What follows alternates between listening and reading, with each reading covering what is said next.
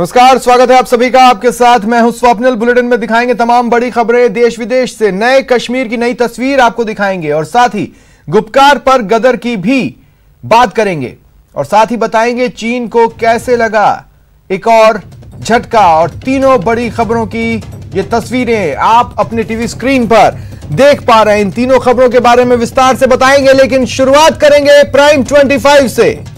और अब हम आपको कश्मीर की एक ऐसी तस्वीर दिखाने जा रहे हैं जिसके बारे में आज तक आपने सुना ही होगा, लेकिन आज आप देखेंगे भी। वहां की एक ऐसी तस्वीर जो आपका मन मोह लेगी, आपका दिल जीत लेगी, आपको कहने पर मजबूर कर देगी वाह।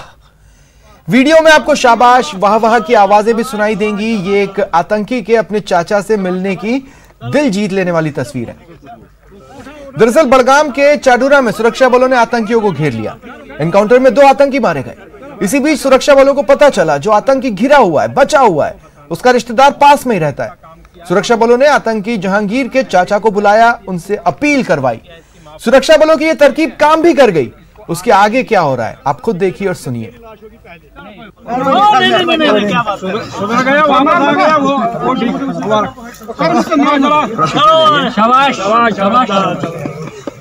शाबाश शाबाश, चलो उठाओ जाके गलती हो गई, आ जाओ जनाब। अपने लड़के को बताना बहुत नेक का काम किया है अभी, ठीक है ना। पहले की सारी गलती एसपी साहब से हमने रिक्वेस्ट किया है इसकी माफ करें, ठीक है, लेकिन इसको आगे नहीं निकलने देना। सब निकलेगा फिर मेरी लाश होगी पहले। नहीं, कोई लाश घर से निकलेगी, कोई बात नहीं। घर से निकली पहले मेरी लाश। मैं तो चाचा इसका। हम भी यहाँ लाश उठा के खुश नहीं होते, कोई नहीं साहब भी नहीं। मुबारक हो, मुबारक हो जहांगीर। वीडियो देखा, अब इसके ठीक पहले का वीडियो देखिए जिसमें फिल्मी स्टाइल में रियल एनकाउंटर चल रहा है। आतंकी जहांगीर घिरा हुआ है, सुरक्षा बल उसे चेतावनी दे रहे हैं, बार बार की चेतावनी और माफ करने का ऑफर। आखिरकार आतंकी जहांगीर को समझ में आ गया। जहांगीर, मैं 53 RR का 2IC बोल रहा हूं। आप जो CGI शीट के पीछे लेटे हो, आपको चारों तरफ से घेर लिया है। आपसे दरख्वास्त है अपना वेपन फेंक दो और हाथ उठा के बाहर आ जाओ। आपको कुछ नहीं होगा, इसकी गारंटी देता हूं।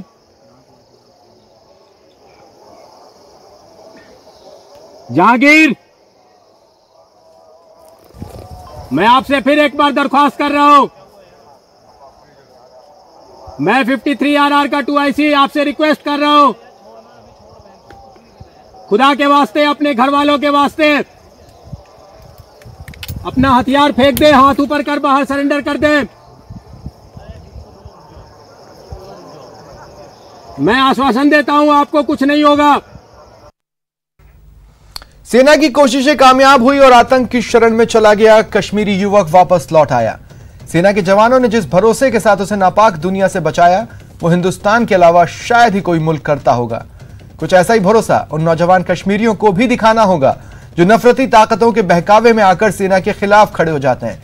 ये तस्वीर उन दहशतगर्दों के मुंह पर भी तमाचा है जो धर्म की आड़ लेकर युवाओं के हाथ में हथियार थमाते हैं।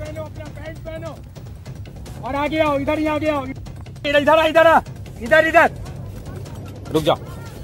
कोई नहीं चलाएगा, कोई फायर नहीं करेगा, कोई फायर नहीं करेगा। आजा इधर, आजा छोटू, जहांगीर इधर। अल्लाह मत हो जाओ यार, सारे चुप। All party quite, all party quite. Jahangir पीछे देखो, पैंट पहनो, अपना पैंट पहनो और आगे आओ, इधर ही आगे आओ, इधर आओ मेरे पास। बस आते रहो, आते रहो। जर्सी नीचे करवाओ ना, जर्सी नीचे। आते रहो, जर्सी छोड़ दो, जर्सी छोड़ दो। कोई और तो नहीं है? वेपन है वही है? हाँ, कोई नहीं। ठीक है, कोई बात नहीं, कुछ नहीं होगा, कुछ नहीं होगा बेटा, एकदम आराम से, कुछ नहीं। आ जाओ, शाबाश शाबाश, आ जाओ। और उसका वेपन उठाओ, नागनी। शाबाश, कोई बात नहीं, गलती हो गई, ठीक है। आराम से, तुम चिंता मत। पानी दो, पानी लाओ, पानी लाओ। ओए सारे दूर हो, दूर हो।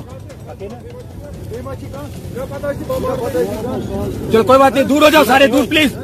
ऑल दूर मर्यादा भी फालतू में सच्ची का है। शाबाश देख। चलिए बढ़ते आगे। क्या है गुपकार समझौता जिसका बीजेपी विरोध कर रही है? सवाल इसलिए क्योंकि गुपकार समझौते को लेकर बीजेपी और जम्मू कश्मीर की दूसरी पार्टियों के बीच जंग छिड़ गई है। एक तरफ अब्दुल्ला और मुफ्ती एक हो गए, दूसरी तरफ बीजेपी ने भी कमर कस ली है। जम्मू कश्मीर में देश विरोधी कार्य, ये गुपकार एजेंडा देशद्रोही एजेंडा है। अब्दुल्ला मुफ्ती की मिलीजुली फुफकार, ये Gupkar agenda anti national forces का एजेंडा है। 370 की बहाली के लिए केंद्र से आर पार, इसे जम्मू कश्मीर की जनता किसी सूरत में स्वीकार नहीं करेगी। गुपकार पर गदर, पाकिस्तान और चीन के इशारों पर नाचने वाले कठपुतली नेता हैं। देखिए इन दोनों तस्वीरों को। ये दोनों तस्वीरें जम्मू कश्मीर की राजनीति से जुड़ी हुई हैं।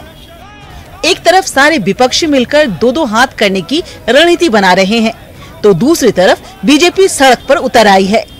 आपको बता दें कि यह सियासी रण गुपकार समझौते को लेकर शुरू हुआ है, जो गुरुवार को नेशनल कॉन्फ्रेंस के नेता फारूक अब्दुल्ला की अगुवाई में कश्मीर के विपक्षी नेताओं की बैठक हुई, जिसमें अनुच्छेद 370 की वापसी की मांग की गई और गुपकार समझौते पर मंथन के साथ ही एक साझा संगठन बनाने की बात सामने आई। जम्मू कश्मीर और लद्दाख को वापस जो है सारे हकूक दिए जाएं जो हमारे से छीने गए हैं। इस हलचल के बीच शुक्रवार को भारतीय जनता पार्टी ने भी अपनी बैठक बुला ली। इस बैठक में बीजेपी के रविंदर रैना, कविंदर गुप्ता, निर्मल सिंह, अशोक कौल शामिल हुए। इसके अलावा पार्टी की ओर से धार्मिक संगठनों के प्रमुखों को भी बुलाया गया। अब्दुल्ला परिवार और मुफ्ती परिवार ने मिलकर कोई गुपकार अलायंस बनाया है। इस गुपकार अलायंस का, गुपकार एजेंडे का जम्मू कश्मीर की जनता से कोई लेना देना नहीं है। ये बैठक विपक्ष की बैठक के तुरंत बाद हुई है। इसके जरिए बीजेपी अपनी रणनीति पर फोकस करेगी। आपको बता दें कि अगस्त 2019 को पहली बार फारूक अब्दुल्ला के गुपकार रोड स्थित आवास पर हुई बैठक में सियासी समझौते हुए, इसलिए इसका नाम गुपकार समझौता पड़ा। ये 6 राजनीतिक दलों का वो समूह है जो जम्मू कश्मीर में अनुच्छेद 370 की बहाली के लिए लड़ाई लड़ रहा है। Bureau report, news 18 network. चीन चाहे जितनी चालाकी कर ले, लेकिन अगर वो छेड़ेगा तो अब उसे भारत छोड़ेगा नहीं। भारत अब चीन को उसी के अंदाज में जवाब दे रहा है और एक बार फिर लद्दाख अरुणाचल मुद्दा उठाने के बाद भारत ने चीन से होने वाले एसी के आयात पर भी पाबंदी लगा दी है।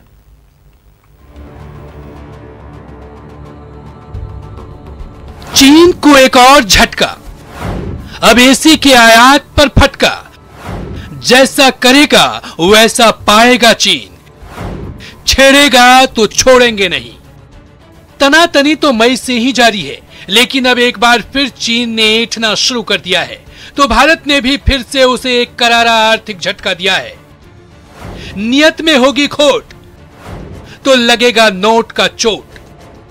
सरकार ने रेफ्रिजरेटर्स के साथ आने वाले एयर कंडीशनर यानी एसी के आयात पर पाबंदी लगा दी है। घरेलू मैन्युफैक्चरिंग को बढ़ावा देने और गैर जरूरी सामानों के आयात में कमी लाने के लिए ये कदम उठाया गया है। विदेश व्यापार महानिदेशालय ने एक अधिसूचना में कहा कि रेफ्रिजरेटर्स के साथ एयर कंडीशनर के आयात को लेकर नीति संशोधित की गई है। इसके तहत इसे मुक्त श्रेणी से हटाकर प्रतिबंधात्मक सूची में डाला गया है। भारत में एसी का बाजार करीब 40,000 करोड़ रुपए का है, जिसमें से करीब 28% चीन से आयात किया जाता है। इतना ही नहीं, कई मामलों में तो एसी के 85 से 100% कंपोनेंट आयात किए जाते हैं। चीन को भारत ने कोई पहली बार झटका नहीं दिया। जब से सीमा पर तनातनी शुरू हुई है, भारत ने उसके कई सारे ऐप पर पाबंदी लगा दी है।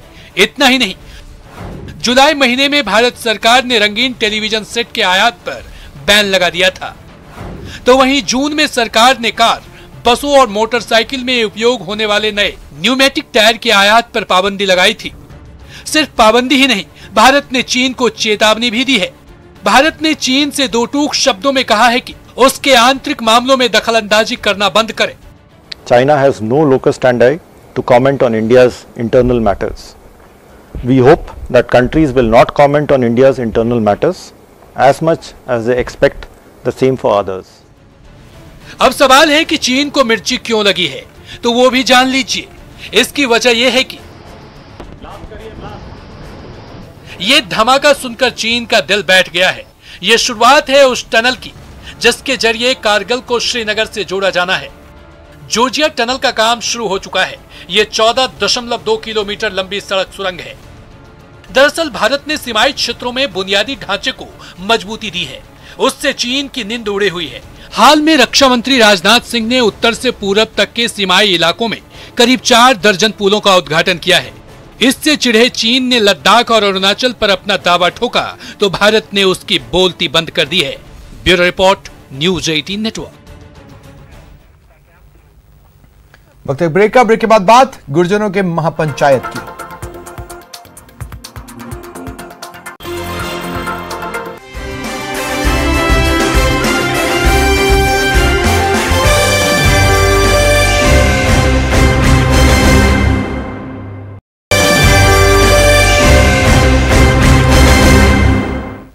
बड़ी खबर है, भरतपुर में गुर्जरों की महापंचायत कल बैठने वाली है। पीलूपुरा के अड्डा गांव में ये महापंचायत होगी। इसमें गुर्जर समाज के प्रतिनिधि जुटेंगे और आरक्षण को लेकर आगे की रणनीति पर बातचीत करेंगे। आंदोलन के आगे की रणनीति क्या हो, इस पर मंथन किया जाएगा। वहीं इस महापंचायत को लेकर हर कोई अलर्ट है। भरतपुर जिले के कई हिस्सों में इंटरनेट बंद है, अलर्ट जारी किया गया है। भरतपुर जिले के कई हिस्से हैं जहां पर इंटरनेट बंद कर दिया गया है एहतियातन। बयाना, वैर, भुसावर, अड्डा, बड़ा में इंटरनेट बंद है। संभागीय आयुक्त ने इस संबंध में आदेश जारी किए हैं। और इस बीच कोरोना गाइडलाइंस की पालना की बड़ी चुनौती होगी प्रशासन के लिए। हाईकोर्ट के निर्देशों पर कलेक्टर को अंडरटेकिंग देनी होगी। नेशनल डिजास्टर मैनेजमेंट एक्ट का भी ध्यान रखना होगा। राजस्थान महामारी अध्यादेश 2020 की पालना करनी होगी। 100 से ज्यादा लोग नहीं जुट सकते। और बड़ी खबर यह भी है कि भरतपुर में 2 एसटीएफ की कंपनियां भेजी गई हैं। 3 जिलों में एसटीएफ, आरएसी की एक कंपनियां भेजी गई हैं। सवाई माधोपुर, करौली, दौसा में यह फोर्स भेजी गई है। आरएसी की 5 कंपनी, 2 एडिशनल एसपी की तैनाती। भरतपुर में 3 डिप्टी एसपी की भी तैनाती। भरतपुर जिले में कल महापंचायत होनी है गुर्जर समाज की।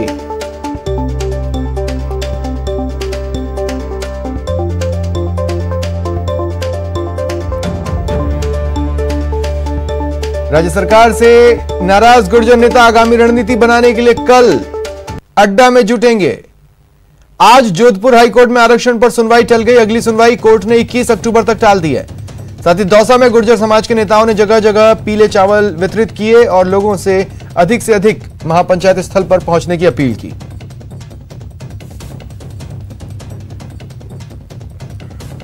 और गुर्जर नेताओं के बढ़ते मूवमेंट को देखते हुए सरकार सतर्क है। जिला कलेक्टर नथमल डिडेल, पुलिस अधीक्षक अमनदीप सिंह कपूर समेत दूसरे अधिकारी अड्डा पहुंचे और ग्रामीणों से महापंचायत की जानकारी ली।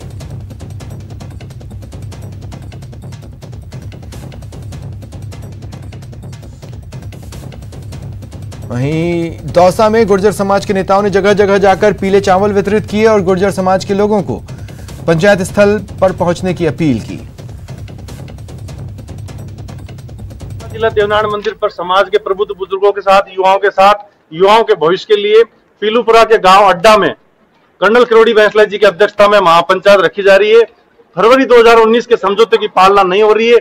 हमारे युवाओं को रोजगार नहीं मिल रहा है। बैकलॉग, प्रक्रियाधीन भर्तियां, रीट भर्ती 2013, पुलिस भर्ती 2018 और शहीदों की विधवाओं को 3 शहीदों की विधवाओं को नौकरी और मुआवजा नहीं मिल रहा है। मुकदमों का, गुजर आरक्षण के मुकदमों का निस्तारण नहीं हो रहा है। आज पीले चावल वितरण करने का एक मुख्य उद्देश्य यह है कि जो गुजर आरक्षण के मामले में सरकार, जो बीजेपी की सरकार आई और कांग्रेस की आई, उनने जो वादे किए थे उन वादों को वो निभा नहीं रही है। इसलिए हमारे युवाओं को, जो बच्चे हैं, उनको रोजगार नहीं मिल रहा। और चलिए अब देख लेते हैं टॉप 10 क्राइम। सिरोही के स्वरूपगंज टोल प्लाजा पर ट्रक चालकों के साथ टोल कर्मियों और अन्य लोगों ने मारपीट की। ट्रक चालक लहूलुहान हो गया। बूंदी जिले के ट्रक चालकों ने जबरदस्त विरोध प्रदर्शन किया। करौली के हिंडौन सदर थाना क्षेत्र के कंजौली गांव में गोबर डालने को लेकर हुए विवाद में एक युवक ने महिला पर फायरिंग कर दी। 2 लोग गंभीर रूप से घायल हुए हैं। अजमेर की अलवर गेट थाना पुलिस ने 4 युवकों समेत एक महिला को जुआ खेलते गिरफ्तार कर नकदी और ताश पत्ती बरामद की। दौसा के भांडारीज की मालियों की ढाणी में आज छप्परपोश घरों में आग लग गई। पुलिस और दमकल मौके पर पहुंची, ग्रामीणों के सहयोग से आग पर काबू पाया। नागौर की कोतवाली पुलिस ने एक ट्रेलर में गांजे की तस्करी का खुलासा किया। लाखों रुपए की कीमत का 190 किलो गांजा जब्त कर 2 आरोपी गिरफ्तार किए। आबकारी विभाग की डिकॉय टीम आज दौसा जिले में पहुंची, 1 दर्जन से अधिक शराब की दुकानों पर छापे मारे।